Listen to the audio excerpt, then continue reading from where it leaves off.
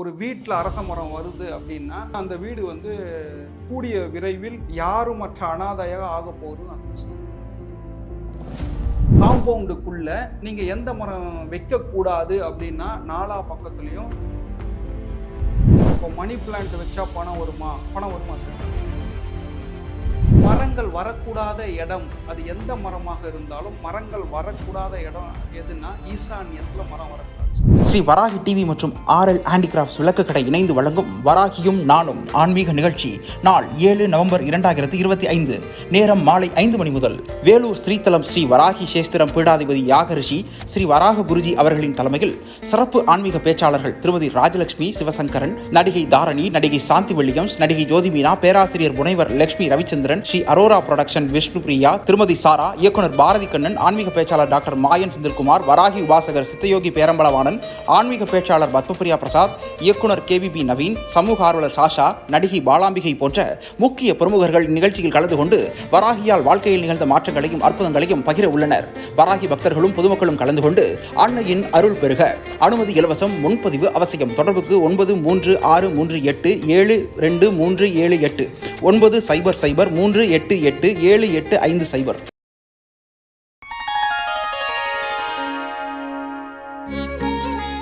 Sri Varahi TV நேயர்கள் அனைவருக்கும் வணக்கம். ஸ்ரீமத்திய விஷ்ணு சித்தாரே மனோநந்தன ஏதுவே நந்தநந்தன சுந்தரே கோதாய நித்திய மங்களம். சரி, இப்போ வீட்டில் வந்து இந்த இடத்துல தான் இதை அமைக்கணும் அப்படிங்கிற மாதிரி ரொம்ப தெளிவாக சொன்னீங்க. இப்போ மரம் வீட்டுக்கு முன்னாடி வந்து மரம் வளர்க்கக்கூடாது, வீட்டுக்கு பின்னாடி தான் வளர்க்கணும், வீட்டுக்கு முன்னாடி வந்து முருங்கை மரம் இருக்கக்கூடாது, புளிய மரம் இருக்கக்கூடாது அப்படிங்கிற மாதிரிலாம் சொல்கிறாங்க. அதை பற்றி நீங்கள் என்ன சார் நினைக்கிறீங்க? சார், அதாவது நான் ஏற்கனவே சொல்கிறது தான், நம்மளுடைய வீடும் ஜாதக கட்டமும் நம்மளுடைய வளர்ப்பும் ஒன்றோடு ஒன்று தொடர்புடையது. அப்போது எல்லாருமே என்ன பேசுகிறாங்க அப்படின்னா வீடு மட்டும்தான் வாஸ்து அப்படின்னு பேசுகிறாங்க சார். என்னுடைய கண்ணோட்டத்தில் வாஸ்து என்பது நம்மை சுற்றி இருக்கக்கூடிய அனைத்து விதமான இயற்கைக்குண்டான விஷயங்கள் எல்லாமே நம்ம வாஸ்துவாக பார்க்கலாம் சார். இப்போ உதாரணத்துக்கு நம்ம ஒரு வீடோ, இப்போ இயற்கையான விஷயங்கள், இப்போ நீங்கள் மரத்தை பற்றி கேட்டீங்க. மரம் வந்து எங்கெங்க வரலாம் அப்படின்னா ஒரு வீட்டை சுற்றி தெற்கு பக்கம் வரலாம் சார், மேற்கு பக்கம் வரலாம், தென்மேற்கில் வரலாம், வடமேற்கில் வரலாம். ஆனால் மரங்கள் வரக்கூடாத இடம், அது எந்த மரமாக இருந்தாலும் மரங்கள் வரக்கூடாத இடம் எதுனா ஈசான்யத்தில் மரம் வரக்கூடாது சார். ஈசான்யத்தில் ஏன் வரக்கூடாது அப்படின்னா அது வந்து நம்மளுடைய சூரிய கதிர்களை வந்து மறைக்கும். இப்போ வீட்டுக்குள்ள சூரிய கதிர்கள் வராது. அந்த ஒரே ஒரு கான்செப்டுக்காக தான் நம்ம ஈசான்யத்துல மரம் வரக்கூடாதுன்னு சொல்றோம். அந்த இடத்துல பாரம் வரக்கூடாது. இப்போ ஈசான்யத்துல மரம் வந்தா இன்னொரு விஷயம் என்னன்னா வடக்கு அடிபடும், கிழக்கும் அடிபடும். அப்போ வடக்கு ஃபுல்லாவே மூடிடுச்சு அப்படின்னா என்ன ஆகும்? வருமானமே இருக்காது. என்னதான் மிகப்பெரிய நீங்க டபுள் டிகிரி வாங்கலாம், மிகப்பெரிய ஆளுமையா இருக்கலாம், வெட்டியா தான் சார் இருக்கணும். ராஜா வீட்டுல கண்ணுக்குட்டியா இருக்கலாம் சார். வடக்கு அடைபட்டு இருந்தால், வடக்கு அடைபடாமல் இருந்தால் நமக்கு சம்பாத்தியம் நல்லா இருக்கும். இப்போ உதாரணத்துக்கு நமக்கு ஏன் வீட்டுக்கு முன்னாடி மரம் இருக்கக்கூடாதுன்னு சொல்றோம் அப்படின்னா கிழக்கு மூடப்படும் சார்.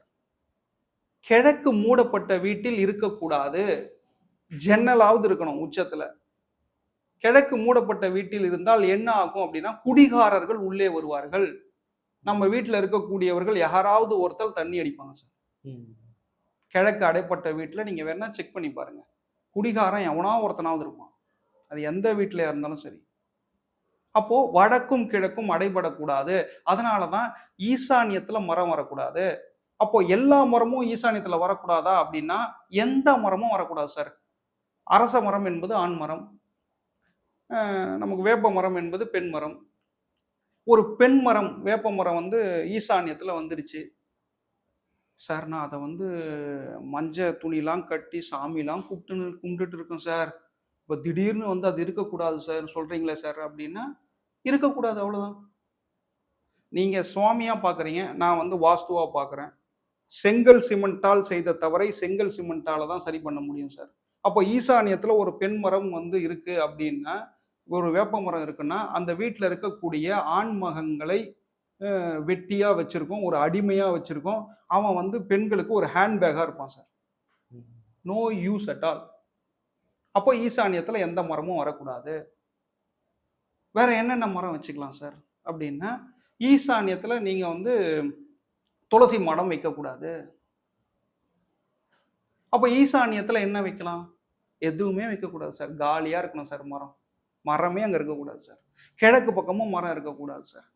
தெற்கு நடுப்பகுதியில் மரம் வைத்துக் கொள்ளலாம். எந்த உங்களுக்கு என்ன மரம் பிடிச்சிருக்கோ எல்லா மரமும் வச்சுங்க. மகோகனி வச்சுங்க, செம்மரம் வச்சுங்க. யார் கேட்க போறா? செம்மரம் வெட்டினா நம்ம வெட்டி நம்ம யூஸ் பண்ணிக்க போறோம். நான் போலீஸா கைது பண்ண போகுது? அதெல்லாம் ஒண்ணும் இல்ல. அரச மரம் வீட்டுல இருக்கக்கூடாது சார். அரச மரம் எந்த இடத்துல இருக்கோ நீங்க பாத்தீங்கன்னா அதை நீங்க தெய்வமா கும்பிடுறது, அதெல்லாம் அது ஆக்சிஜன் தருது, அதெல்லாம் வேற அப்பாற்பட்ட விஷயம் சார். வாஸ்து அப்படின்னு வரும்போது அரச மரம் வீட்டுல இருந்தா அந்த வீட்டை காலி பண்ணிடும் சார். நீங்க மிகப்பெரிய சென்னையில அல்லது நீங்க மிகப்பெரிய இடத்துல பார்க்கலாம். ஒரு வீட்டுல அரச மரம் வருது அப்படின்னா அந்த வீடு வந்து கூடிய விரைவில் யாருமற்ற அனாதையாக ஆக போகுதுன்னு அர்த்தம் சார். காலியா இருக்கும்.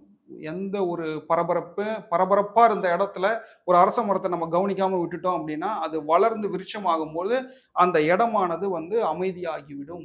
பரபரப்பா இருந்த இடம் அமைதியாகிவிடும். அப்ப அரச மரம் வீட்டுல இருக்கலாம்னா இருக்கக்கூடாது. பங்களாஸ்ல இருக்கலாம்னா இருக்கக்கூடாது. அப்போ நீங்க வேற எந்த மரம் வேணாலும் வைத்துக் கொள்ளலாம். தென்னை மரம் வைத்துக் கொள்ளலாம், மாங்காய் மரம் வைத்துக் கொள்ளலாம். ஆனால் வீட்டுக்குள்ளனா ஐ மீன் காம்பவுண்டுக்குள்ள நீங்க எந்த மரம் வைக்கக்கூடாது அப்படின்னா நாலா பக்கத்துலயும் நெல்லி மரம் வைக்கக்கூடாது சார். அது நெல்லி மரம் வந்து உழுக்குனா கீழே விழுந்துரும் சார் டக்குன்னு. அது உதிர்ந்துரும். அதனால நெல்லி மரம் வந்து நம்ம தோப்புல வைத்துக் கொள்ளலாம். வீட்டுல வைக்கக்கூடாது சார். சரிங்களா? அது நீங்க கேட்கலாம் சார், நெல்லி என்பது நல்லது தானே சார், அது மகாலட்சுமி சம்பந்தப்பட்டது சார், அது வைக்கக்கூடாது சார். இவ்வளவுதான் கான்செப்ட். அது வைத்தால் உதிர்ந்து விடும். சரிங்களா? இவ்வளவுதான் விஷயம். வேற எந்த மரத்தை வேணாலும் நீங்கள் வைத்துக் கொள்ளலாம். இதே கான்செப்ட் தான். நல்ல கேள்வி. இதே கான்செப்ட் தான். என்னன்னா ஒரு வீடு இருக்கு அப்படின்னா கிழக்கு பக்கம் ராஜகோபுரம் இருக்கக்கூடாது சார். புரியுதுங்களா? ஒரு வீட்டுக்கு முன்னாடி ஒரு கோவில் இருக்கு கிழக்கு பக்கம்னா அந்த வீட்டுல நம்ம குடியிருக்க கூடாது சார். அந்த கோவிலுடைய ராஜகோபுர நிழல் வந்து கிழக்கு பக்கம் மூடிரும் சார். கிழக்கு அடைப்பட்ட என்ன சொன்னேன்? குடிகாரர்கள் உள்ளே வருவார்கள். ஆண் மகன் அங்க நிம்மதியான லைஃபை லீட் பண்ண மாட்டான். பெண்கள் ஃப்ரஸ்ட்ரேஷன் ஆவாங்க. அப்போ வடக்கு பக்கம் கோபுரம் இருக்கு சார் எங்க வீட்டுக்கு, அந்த வீட்டை மாத்திருங்க. இல்ல சார் எங்க வீட்டுக்கு வந்து தெற்கு பக்கம் தான் சார் கோபுரம் இருக்கு. Well and good, super. எங்க வீட்டுக்கு மேற்கு பக்கம் தான் சார் எனக்கு கோபுரம் இருக்கு. Super sir. அதே கோவில் தான் சார் எனக்கு வந்து எங்க வீட்டுக்கு தென்மேற்கு பக்கம் இருக்கு சார். சூப்பரான இடம் சார். தென்மேற்கு உயர்ந்தால் மிகப்பெரிய நன்மைகள் நடக்கும் சார். யார் வீடெல்லாம் வந்து தென்மேற்கு உயர்ந்து இருக்கிறதோ, தென்மேற்கில் இயற்கையாகவே வந்து ராஜகோபுரமோ, இயற்கையாகவே வந்து நமக்கு வந்து ஒரு மலைகளோ, இயற்கையாகவே வந்து மிகப்பெரிய இபி டவரோ இல்லை செல்போன் டவரோ வருதுன்னா மிகப்பெரிய விஷயம். அந்த வீட்டில் இருக்கவங்க ரியல் எஸ்டேட்ல கொடி கட்டி பறப்பாங்க சார். தென்மேற்கு என்பது கணவன் மனைவி சம்பந்தப்பட்டது. தென்மேற்கு என்பது ராகு சம்பந்தப்பட்டது. தென்மேற்கு ஸ்ட்ராங்கா இருந்தா நமக்கு நிச்சயமா லைஃப்ல ஒரே ஒரு முஸ்லீம் ஃப்ரெண்டாவது இருப்பான். நமக்கு வாழ்க்கையில ஒரு 4 தடவையாவது பிரியாணி கொடுத்துருவோம் தென்மேற்கு ஸ்ட்ராங்கா இருந்தா. சரிங்களா? இப்போ இவ்வளவு விஷயங்கள் நம்ம பேசலாம் சார்.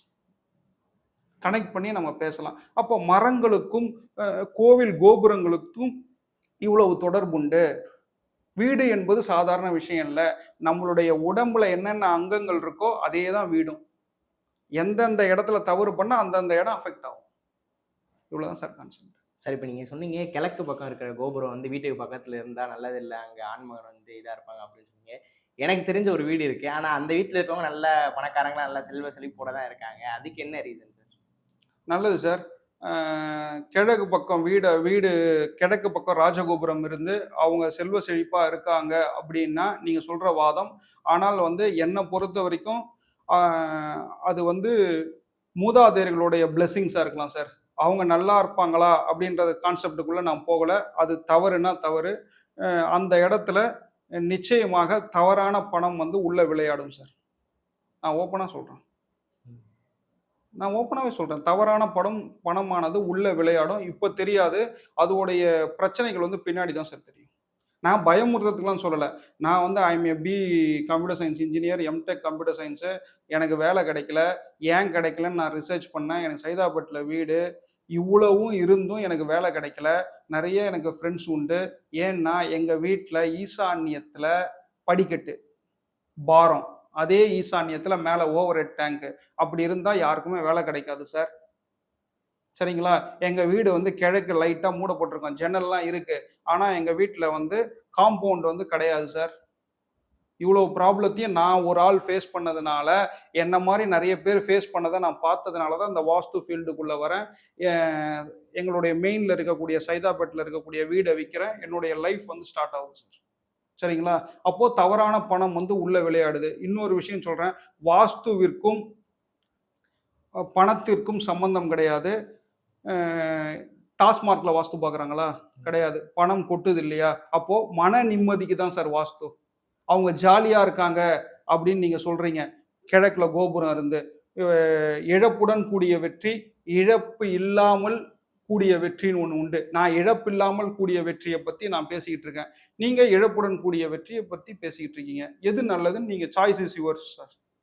சரி, இப்போ மரங்கள் வந்து எந்தெந்த சைடு வைக்கணும், எந்தெந்த மரங்கள் வைக்கக்கூடாதுன்னு ரொம்ப தெளிவா சொன்னீங்க. இப்ப எல்லார் வீட்லயும் பார்த்தீங்கன்னா, மணி பிளான்ட் வச்சா காசு வரும். வாஸ்து செடிய வச்சீங்கன்னா பணம் வரும் அப்படிங்கிற மாரி ஒரு கான்செப்ட் இருக்கு. எல்லாரோட ஆஃபீஸ்லயும் சரி, எல்லாரோட வீட்லயும் சரி வாஸ்து செடி, மணி பிளான்ட் இதெல்லாம் வைக்கிறாங்க. அத பத்தி சார் அது வந்து என்னன்னா, அ அது அவங்கவங்களுடைய நம்பிக்கை சார். இப்போ மணி பிளான்ட் வச்சா பணம் வருமா? பணம் வருமா சார்? வராது. கண்டிப்பா வராது. 100% வராது சார். இப்போ வாஸ்து மீன் வச்சா பணம் வருமா? வராது சார். அது அவனுடைய இப்போ வந்து பிரமிட் வச்சா பணம் வருமா? வராது சார். அது அவன் வந்து விக்கிறதுக்கோசரம் ஒரு கதை விட்டுக்கிட்டு இருக்கான் சார். நான் நாளை காலையில நான் ஒரு வாஸ்து மீன் வாங்கி வீட்ல வச்சுக்கிட்டு, அதுக்கப்புறம் வந்து வாஸ்து குட்டி செடி வாங்கி என் டேபிள்ல வச்சுட்டு இப்படியே உட்கார்ந்துகிட்டு நான் அதையே பார்த்துட்டு இருந்தா எனக்கு பணம் வருமா? வராது வராது. சார். ஒரு சாதாரண டூ வீலரே வாங்க முடியாது. நம்மளுடைய நோக்கங்கள் பெருசாக இருக்கணும். நாம எத தேடி பயணம் பண்றோமோ, அது நம்மை தேடிக் கொண்டிருக்கிறது. ம். நம்ம பணத்த தேடி பயணப்பட்டோம்னா, பணம் நம்மளை தேடிக் கொண்டிருக்கிறது. நாம பிரச்சனைய தேடி பயணப்பட்டோம்னா, பிரச்சனை நம்மள தேடிட்டு இருக்கு சார். நான் அதனால தான் சொன்னேன், மந்திரத்தில் மாங்காய் காய்க்காது. உழைச்சா தான் துட்டு. நான் ஒரு வாஸ்து மீன வாங்கி வச்சுட்டு அதையே பார்த்துட்டு இருந்தா, நாளைக்கு நான் வந்து ஒரு சினிமாவுல பெரிய ஆள் ஆக முடியுமா? முடியவே முடியாது. நம்ம தேடணும், சான்ஸ் கிடைக்கணும். அதுக்கு நெறைய விஷயங்கள் இருக்கு. உழைக்கணும். அப்போ இதெல்லாம் உண்மையா? அப்படின்னு கேட்டா, என்ன பொறுத்த வரைக்கும் 200% இது உண்மை கிடையாது. ஆனால் நிறங்களுக்கு ஒரு மகத்துவம் உண்டு. சரிங்களா? இப்போ வீட்ல வந்து ஒரு கலர் அடிக்கிறோம். ஒரு ஹாலுக்கு வந்து வீட்ட சுத்தி வெளியில வந்து அவுட்டர் கலர் வந்து நம்ம ஒயிட் அடிக்கிறோம். அப்போ வீட்டுக்குள்ள ஹால்ல வந்து லைட் ப்ளூ அடிக்கலாம். அது வந்து இயற்கையான ஒரு கலர். அப்போ வந்து லைட் ஆரஞ்சு வந்து கிச்சன்ல அடிக்கலாம். மனசு வந்து ரொம்ப மென்மையா இருக்கும் சமைக்கிறதுக்கு. அதற்கப்புறம் வந்து நீங்க பெட்ரூம்ல மல்டி கலர் அடிச்சுக்கலாம். ஒவ்வொரு ரூம்லயும் ஒவ்வொரு கலர் அடிச்சுக்கலாம். இந்த கலர் தான் நல்லதா? இந்த கலர் தான் கெட்டதா? அப்படின்லாம் கிடையாது. லைட் ப்ளூ வந்து நமக்கு மனசுக்கு இதமா இருக்கும் சார். நல்ல தூக்கம் வரும். லைட் ப்ளூ அடிச்சா மாஸ்டர் பெட்ரூம்ல. ஏதாவது ஒரு சைடு அடிச்சுக்கிட்டா நல்லது. இவ்வளோதான் கான்செப்ட். அப்போ வந்து செடி வளர்த்தா நல்லதா? அப்படின்னா செடி வளர்க்கலாம். அது வந்து நம்மளுடைய ஆசைக்கு வளர்த்துக் கொள்ளலாம். வீட்டுக்குள்ள வாஸ்து செடி. வாஸ்து செடின்னு ஒண்ணு இருக்கா? எனக்கு தெரியல. இருக்கு சார். கண்டிப்பா. வாஸ்து செடின்னு சொல்லிட்டு நெறைய விக்கிறாங்க. வாஸ்து செடி விப்பானுங்க, வாஸ்து மீன் விப்பானுங்க, எல்லாமே விப்பானுங்க. நம்ம வந்து மக்கட்ட மாரி எல்லாத்தையும் வாங்கிக்கிட்டு, அப்படியே செலவு பண்ணிட்டு, இப்படியே இருக்க வேண்டியது தான். சார் உழைக்கணும் சார். Jokes apart. நம்ம உழைச்சா தான் சார் துட்டு. அதை நோக்கி பிரயாணப்பட வேண்டும். நம்மளுடைய இளைஞர்கள்லாம் வந்து சும்மா விளையாட்டா சுத்திக்கிட்டு இருக்காங்க. பணத்த நோக்கி பிரயாணப்படணும். அ சில பேரு பின்னாடிலாம் பிரயாணப்படக்கூடாது சார். நமக்குன்னு நமக்கு ஒரு வீடு இருக்கு. நம்ம அப்பா, அம்மாவ பார்க்கணும். நம்ம குழந்தைகள பார்க்கணும் சார். இவ்வளோதான் கான்செப்ட். ரொம்ப நன்றி சார். நன்றி சார். வாழ்க வளமுடன் சார்.